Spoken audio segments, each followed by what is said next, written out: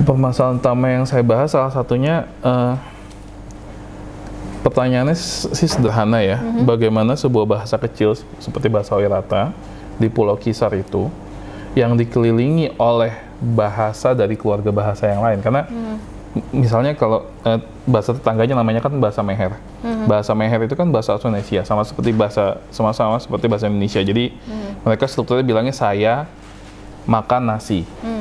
Subjek, verb, object gitu. Tapi bahasa Oirata saya nasi makan. Gitu. Okay. Jadi secara struktur kan udah berbeda.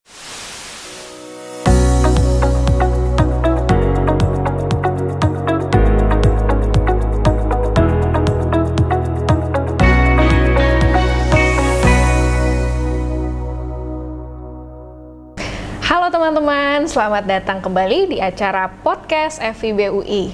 Podcast ini dibuat untuk diseminasi hasil riset Civitas Akademika FIB UI. Dan pada episode kali ini kita kedatangan tamu yang spesial, yaitu Bang Nazar. Nah, makasih loh dibilang spesial. Spesial banget tuh. Oke, nah teman-teman pasti penasaran kan siapa sih Bang Nazar ini? Coba silakan Bang Nazar memperkenalkan dirinya. Ya. Salam kenal teman-teman, saya Nazarudin, biasa dipanggil Nazar atau Udin. Okay. Saya adalah staf pengajar di program studi Indonesia FIB UI dan juga staf pengajar di Departemen Linguistik dan ya mungkin itulah. Oke, Departemen Linguistik itu berarti bahasa ya, secara khusus ya. Betul. Oke, nah Bang Nazar ini sekarang selain mengajar nih, sedang sibuk apa sih? Selain mengajar, saya sedang sibuk berjuang menyelesaikan disertasi ceritanya. Oke. Bukan ceritanya, ini faktanya. Oke, nah disertasi nih Bang Nazar dari Program Studi Indonesia, Departemen Linguistik. Disertasinya kira-kira saat ini tentang apa nih? Disertasinya tentang kontak bahasa antara bahasa Austronesia dengan bahasa non-Austronesia atau juga kadang disebut bahasa Papua. Gitu. Dan lokasinya itu di Pulau Kisar.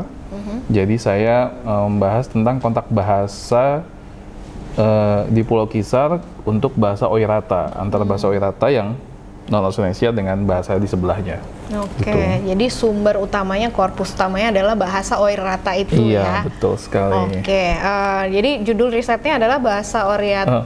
Kontak bahasa di Pulau Kisar, studi kasus bahasa Oirata. Oke. Nah, kalau disertasi nih atau penelitian linguistik itu metode yang digunakan biasanya apa sih, dan khususnya metode untuk penelitian disertasi? Tergantung sih. Mungkin dulu kalau saya boleh cerita agak mundur ke belakang. Awalnya sebelum saya ambil S3 ini saya berpikir bahwa linguistik tuh kaku gitu, cuma belajar tentang tata bahasa, morfem, ya, gitu, struktur gitu. Malah saya sempat bikin jokes bahwa mungkin disertasi yang menarik itu kalau judulnya misalnya peran imbuhan ber dalam pembangunan bangsa misalnya, gitu. Tapi ternyata nggak sesederhana itu, nggak seaneh itu gitu maksudnya.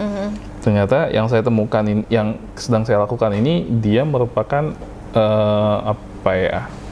bisa disebut kajian interdisipliner gitu. Jadi di dalamnya saya juga ada etnografi, seperti kajian-kajian yang dilakukan di antropologi, kemudian ada di dalam linguistik tuh ada persinggungan antara sosiologi dengan linguistik, sosiolinguistik gitu. Nah itu juga saya lakukan juga di situ gitu. Jadi ada berbagai macam hal gitu yang bisa dilakukan, bahkan pemanfaatan teknologi dalam analisis bahasa juga dilakukan di dalam disertasi ini. Jadi makanya agak banyak sih sebenarnya. Kalau ditanya teknologi ditanya metodologi, kadang saya suka bingung fokusnya apa ya, karena setiap chapter dalam disertasi saya itu beda-beda pendekatannya gitu. Oke. Nah mungkin kita bisa memperkenalkan istilah-istilah yang belum diketahui nih oleh orang awam nih. Tadi ada istilah etnografi. Gimana sih tuh maksudnya Bang dalam penelitian? Etnografi itu kan kajian yang melihat kehidupan pada hakikatnya gitu. Biasanya kajian-kajian etnografi itu ya kita ngikutin kehidupan seseorang dari dia bangun tidur sampai dia pergi ke pasar, terus kemudian pulang lagi, itu juga bagian etnografi. Hari-hari kita semua juga disebut sebagai bagian dari etnografi itu sendiri. Jadi dadah. Nggak apa. Iya. Jadi gitu.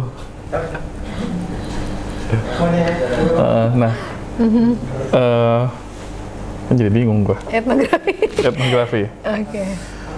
Oke, jadi intinya mungkin etnografi sederhananya tuh kita mengobservasi kehidupan manusia. Betul. Ya.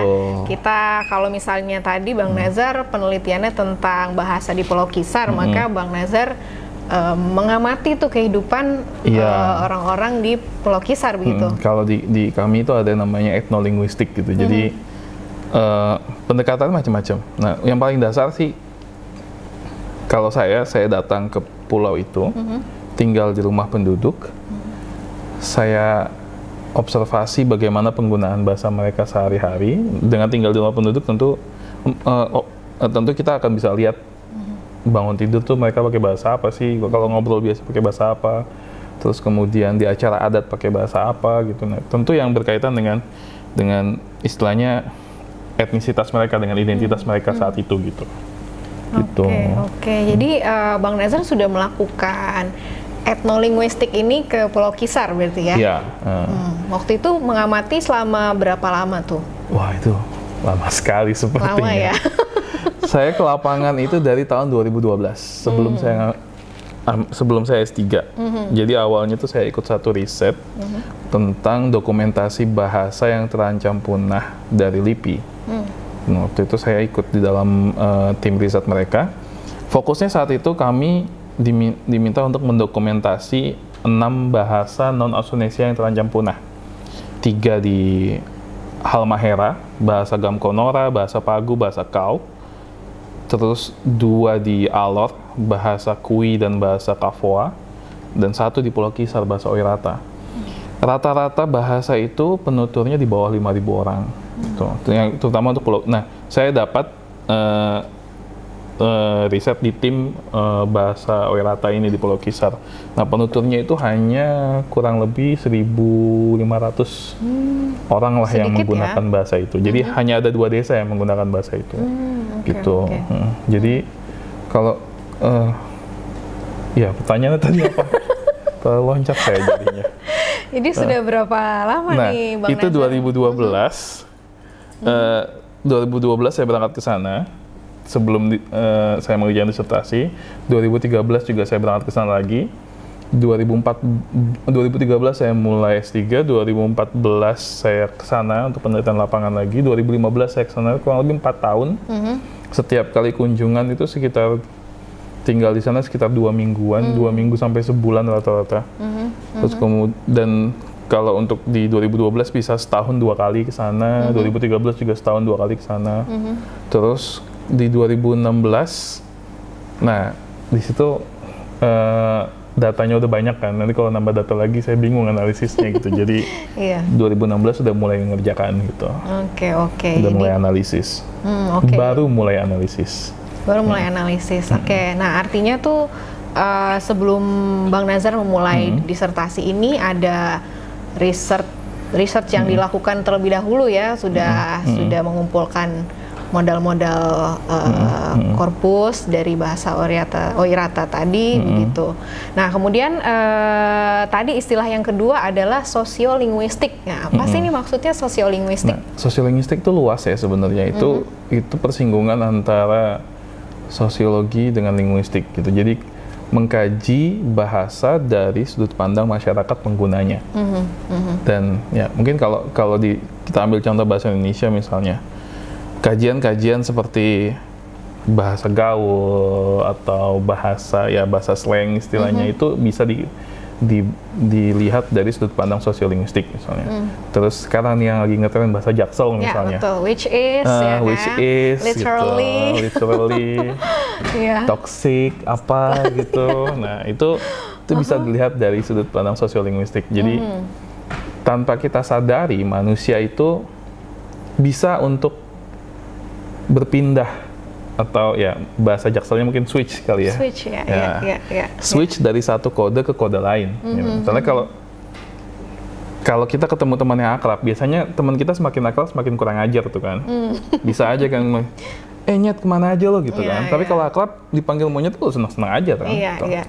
Tapi coba kalau ketemu orang yang baru gitu, nggak mungkin tiba-tiba, Nyet nama lo siapa gitu kan, nggak mungkin. Nah betul. Itu perpindahan kode itu adalah satu kemampuan yang dimiliki oleh setiap manusia yang hidup dalam lingkungan dengan tingkat bilingualitas dan multilingualitas yang berbeda gitu.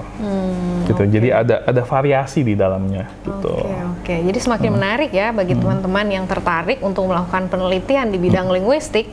Ternyata ada satu kajian namanya sosiolinguistik yang mungkin ini banyak nih yang bisa dibahas tadi ya. Betul, bahasa Jaksel, bahasa atau mungkin yang bahasa dan gender pun bisa jadi pembahasan. Saya pernah buat dalam satu seminar saya buat satu riset kecil. Ini waktu itu pertama kalinya saya jadi seorang bapak. Saya ikut satu grup WhatsApp namanya Ayah ASI. Nah, tiba-tiba saya tertarik nih. Gimana kalau ada sekumpulan bapak-bapak dalam satu grup WhatsApp berbicara tentang payudara misalnya? Seberapa serius mereka atau seberapa tertutup mereka atau seberapa terselubungnya kata-kata itu misalnya. Terus istri saya ikut grup ibu-ibu ASI. Ya udahlah kami bandingkan lah. Gimana nih ibu-ibu ngomong soal payudara dan bapak-bapak ngomong soal payudara dalam kaitannya grup ASI tadi gitu. Ini bukan pornografi ya, karena kita ngomongin soal ASI gitu. Gitu. Terus akhirnya terlihat ada perbedaan gitu ya. Bahwa ternyata kadang ibu-ibu juga lebih frontal ya kalau ngomong itu ya. Kalau mereka udah berkumpul serem juga sebenarnya. Bapak-bapak juga nggak kalah gitu, tapi biasanya agak malu-malu kadang-kadang gitu. Jadi gitu. Nah itu seru untuk melihat itu sebenarnya. Seru ya. Apalagi sekarang dengan adanya sosial media ya. Benar. Bahasa makin berkembang gitu. Ada bahasa khusus di sosmed misalnya. Kalau dulu waktu zaman internet awal mungkin ada GAN dan SIS ya. Di zaman-zamannya forum Kaskus, kalau ada mungkin teman-teman yang familiar atau ya di masa-masa internet awal lah, ada sebuah forum dan di situ sapaannya GAN dan SIS gitu itu ya. Zaman-zaman Mbak Rianti masih muda itu. Iya, Bang Nazar juga masih muda. Ya, tapi sekarang makin banyak. Berubah. Sekarang makin banyak ya. Hyong, Opa, Oni. Itu karena pengaruh dari negara gingseng itu. Iya, dari Korea ya, begitu. Nah, jadi menarik sekali ya penelitian di bidang linguistik ini. Nah, tadi Bang Nazar mengatakan sudah observasi atau sudah melakukan etnografi ke Oirata bahkan sebelum memulai studi S3-nya nih. Nah, artinya ada persiapan ya sebelum memulai studi S3. Betul. Apa saja tuh persiapan Bang Nazar selain tadi mengumpulkan data, etnografi dan lain-lain? Pertama biasanya sih sebelum kita mengajukan lamaran untuk S3 biasanya kita diminta untuk memberikan proposal. Nah, proposal itu tentang apa? Artinya kita harus tahu apa yang akan kita kaji kan. Minimal kita harus punya sedikit data tentang itu. Jadi otomatis itu perlu untuk digali lagi lebih dalam gitu. Nah, saat itu persiapannya yaitu untuk pembuatan proposal, data yang sudah saya punya itu tentu saya aplikasikan untuk di proposal itu. Tapi tentu kan proposal itu kemudian nantinya akan berubah. Data yang kita punya bisa aja pada akhirnya nggak kepake. Gitu. Kalau tidak terpakai terus gimana? Ya berarti mau nggak mau ke lapangan lagi, kita ambil data lagi gitu. Dan bahasa itu kan terus berubah gitu. Jadi mungkin data yang kita ambil di tahun 2013 atau 2012 itu kita datang lagi 2015, mungkin itu bisa jadi sudah tidak terpakai lagi. Atau ketika kita menemukan informan yang lain, mungkin kita menemukan hasil yang lain lagi gitu. Mungkin seperti tadi ya, GAN dan SIS dulu populer, sekarang udah kurang gitu ya. Jadi mungkin perlu dicatat nih bagi teman-teman yang tertarik untuk nanti lanjut studi S3 ya. Hal yang pertama dilakukan adalah mencari data ya. Setidaknya sedikit data dari topik yang ingin dibahas supaya tahu kira-kira mau dibawa kemana data itu ya, begitu. Nah, kemudian Bang Nazar membuat semacam research plan begitu, Iya. misalnya. Nah, kalau di mungkin bukan hanya di Leiden, di beberapa kampus di Belanda itu biasanya tahun pertama itu selalu ada go or no go gitu. Ada evaluasi di akhir tahun biasanya apakah kinerja kita baik dan bisa lanjut ke tahap selanjutnya atau kita harus berhenti sampai di situ gitu. Nah, ketika kita bisa lanjut, nah di situ kita bikin perencanaan, misalnya mau fieldwork atau mau ambil data berapa lama, kemudian data apa lagi yang harus kita ambil, terus stimulus apa yang perlu kita buat untuk mendapatkan data yang kita inginkan sesuai dengan tujuan penelitian itu dan lain sebagainya, gitu. Dan atau pelatihan apa yang pada akhirnya nanti kita butuhkan sebelum kita ke lapangan, gitu. Jadi hal-hal yang kecil itu sebenarnya bisa apa ya? Dampaknya bisa besar kemudian gitu. Oke, jadi research plan tuh penting ya untuk supaya lebih terstruktur ya, terencana dengan baik. Tahun pertama ngapain, kedua ngapain, terus kapan ngambil data. Dan selain menulis disertasi, Bang Nazar harus mempublikasikan hasil risetnya tidak sih ke konferensi misalnya atau ke seminar? Bisa iya, bisa tidak. Nah, selalu ada pilihan. Tapi kalau untuk saya, karena format disertasi saya nanti sudah berupa monograf, dan monograf itu sudah ber-ISBN, jadi saya tidak perlu berpublikasi karena pada akhirnya semua akan dipublikasikan. Tapi ada tipe disertasi yang lain yang isinya itu adalah kumpulan publikasi yang sudah kita buat gitu. Jadi misalnya ada yang mewajibkan 3, ada yang mewajibkan 4, ada yang mewajibkan 2 misalnya. Nah, kemudian 2 lagi misalnya dari riset yang lain kemudian digabungkan gitu. Ada yang bentuknya seperti itu. Oke, jadi gitu. Beda-beda ya. Betul. Beda-beda. Ada yang tiap chapter mungkin harus publish jurnal. Betul. Ada yang ya udah nanti udah jadi semua baru dipublish begitu ya. Iya, betul sekali. Oke. Nah, jadi permasalahan utama yang Bang Nazar bahas dalam penelitian ini adalah permasalahan utama yang saya bahas salah satunya pertanyaannya sih sederhana ya, bagaimana sebuah bahasa kecil seperti bahasa Oirata di Pulau Kisar itu yang dikelilingi oleh bahasa dari keluarga bahasa yang lain, karena misalnya kalau bahasa tetangganya namanya kan bahasa Meher. Bahasa Meher itu kan bahasa Indonesia, sama seperti bahasa Indonesia. Jadi mereka strukturnya bilangnya saya makan nasi, subjek, verb, objek gitu. Tapi bahasa Oirata, saya nasi makan, gitu. Jadi secara struktur kan udah berbeda. Nah, ketika mereka ada di satu pulau yang kecil, yang luasnya cuma 82 km, bertahun-tahun tinggal di situ, bagaimana mereka saling mempengaruhi, gitu. Seberapa jauh perubahan bahasa yang kemudian terjadi di bahasa Oirata itu sendiri. Tentu untuk melihat perubahan kita perlu ada perbandingan, karena kebetulan di tahun 1935 ada seorang antropolog Belanda namanya Profesor Dioslin de Jong, itu pergi ke Pulau Kisar ambil data dan dia buat tata bahasa kecil di bukunya. Nah, itu data awal. Nah, bagaimana data di tahun 1935 itu kalau kita bandingkan dengan sekarang, perubahan bahasanya itu sejauh apa gitu. Oke. Karena itu tadi judulnya kontak bahasa ya. Ini bagaimana si bahasa Oirata ini akhirnya menjadi seperti sekarang. Transformasi kali ya. Dari yang dulu menjadi yang sekarang. Oke. Nah, jadi ini dalam melakukan penelitian disertasi ini, Bang Nazar, tantangan apa saja sih yang dihadapi? Wow, itu pertanyaan besar ya. Mungkin kalau menurut saya tantangan pertama adalah waktu. Kita harus berlomba sama waktu. Betul. Dan kepercayaan diri kita di awal ketika mulai riset ini belum tentu bertahan sampai di akhir gitu. Oke. Nah, mungkin penting ini sekedar tips aja. Penting untuk yang mau ambil S3 itu untuk memikirkan ketika memilih satu topik, apakah kalian masih tetap akan menyukai topik ini selama 4 tahun, 5 tahun, atau 6 tahun ke depan gitu. Karena kalian akan meneliti hal yang sama bertahun-tahun. Bisa jadi jenuh di jalan atau gimana, di tengah jalan atau gimana. Itu tantangan pertama. Tantangan kedua, menurut saya sih, saya sangat realistis. Finansial ini penting nih, gitu.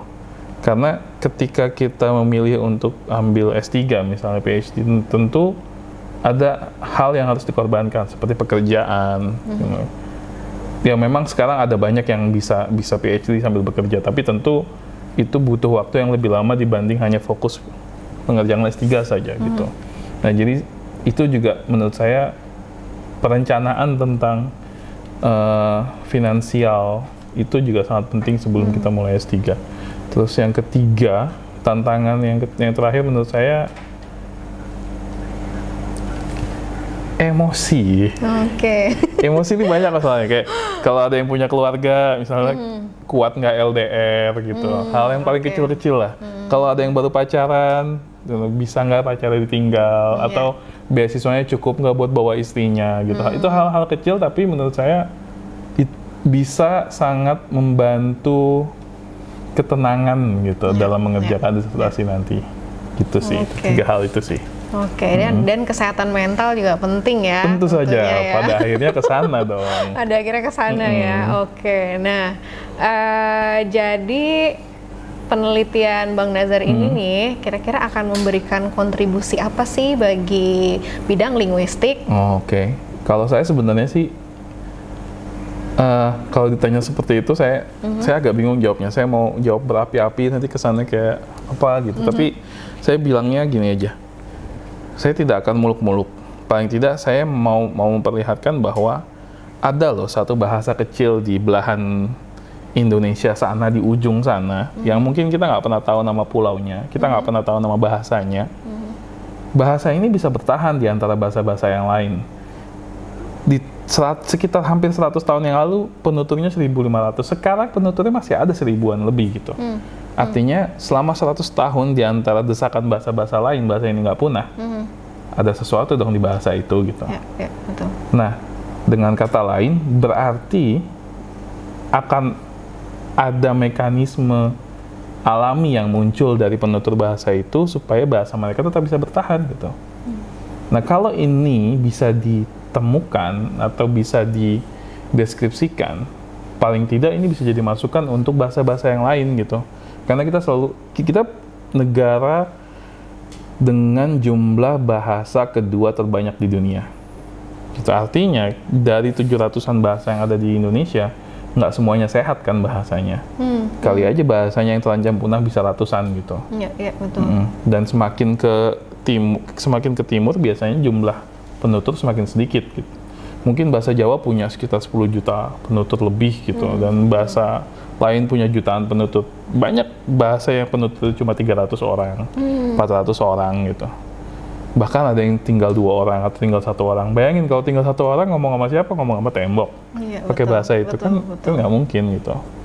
Jadi itu hal yang paling sederhananya.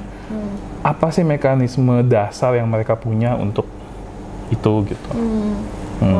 Jadi penting sekali ya, karena menunjukkan kekayaan bahasa Indonesia yang ada di Indonesia maksudnya ya. Betul. Dan kalau misalnya tidak didokumentasikan, tidak direkam atau tidak dipelajari dan punah, tidak akan meninggalkan jejak apapun itu tidak ya sayang sekali akan kalau seperti itu ya. Jadi kira-kira seperti itulah bincang-bincang singkat kita kali ini bersama Bang Nazar. Bagi teman-teman yang tertarik untuk melakukan penelitian linguistik atau mungkin terjun lagi ke dalam bidang linguistik, semoga bisa terinspirasi dari bincang-bincang kita kali ini. Kirain mau bilang, silakan hubungi nomor di bawah ini, enggak ya? Nah, iya, kalau misalnya ingin bertanya lebih lanjut ya, teman-teman bisa datang atau menghubungi program studi Indonesia di Fakultas Ilmu Pengetahuan Budaya Universitas Indonesia. Atau Departemen Linguistik juga. Atau Departemen Linguistik Fakultas Ilmu Pengetahuan Budaya Universitas Indonesia, dan bisa menanyakan kontak Bang Nazar ya. Mungkin ada yang mau berkonsultasi ini ceritanya AdSense gitu ya. Topik penelitian gitu kan, atau ingin bincang-bincang aja, ingin tahu lebih lanjut bahasa apa lagi sih yang ada di Indonesia ini gitu ya. Bahkan saya juga hari ini tercerahkan nih dengan bincang-bincang Bang Nazar bahwa ada bahasa Oirata itu ya sangat menarik buat saya dan juga pastinya untuk teman-teman yang ada di rumah, ya kan? Oke, nah mungkin ada sedikit pesan-pesan dari Bang Nazar untuk saya punya satu kata sih yang bisa mengakhiri ini. Di bahasa Oirata, di bahasa Oirata tidak ada kata terima kasih gitu, tapi mereka punya satu kata yang menunjukkan bahwa ketika menerima sesuatu yang seperti ketika menerima suatu berkat gitu, itu rasa senang, rasa bahagia gitu. Terima kasih juga intinya, tapi bukan berbeda dengan terima kasih yang di Indonesia. Ini terima kasih yang sangat besar. Kalau mereka tuh bilangnya kursalai. Kursalai. Oke. Nah, itu kata itu saya pikir cocok untuk menutup ini. Oke. Kursalai. Kursalai ya. Jadi terima kasih untuk teman-teman semua yang sudah menonton podcast FIB kali ini. Nantikan juga tayangan-tayangan berikutnya karena kita akan membahas hal-hal lain yang menarik seputar penelitian ataupun kegiatan-kegiatan yang ada di FIB UI. Terima kasih, sampai jumpa.